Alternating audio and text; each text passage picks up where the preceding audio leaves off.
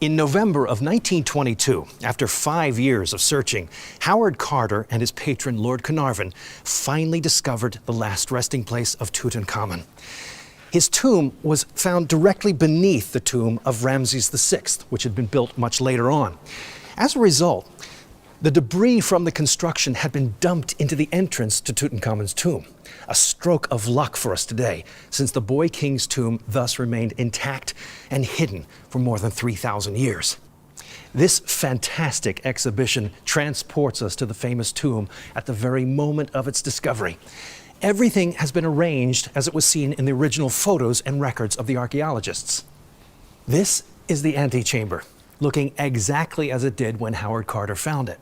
Inside this chamber alone, Carter and other members of his excavation team found and recorded almost 700 objects.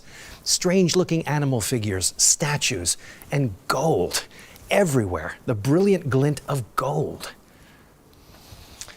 Look inside here. This stool here has been decorated to look like a leopard skin, and the legs shaped like duckbills. Amazing. But most significantly are the 3 large gilded beds, each with these strange-looking animal heads and elongated bodies. Before the burial, Tutankhamun's mummy would have been laid upon each of these beds in turn, so that the dead king could participate in mysterious rituals to become one with the sky goddess and be transformed into the immortal sun. Underneath the bed with the lions' heads, Carter found this throne made of wood, of ebony. This would have been used by Tutankhamun as a child. Under the second bed, decorated with the cow-headed goddess, there lay this whole pile of strange egg-shaped white vessels. These would have been filled with food to be consumed by the king during his journey into the realm of the dead. But what Carter found under this bed, the one decorated with the hippo's heads, took his breath away. This magnificent throne of the king, covered in gold from top to bottom and richly embellished with inlays of glass and precious stone. Wow, it is beautiful.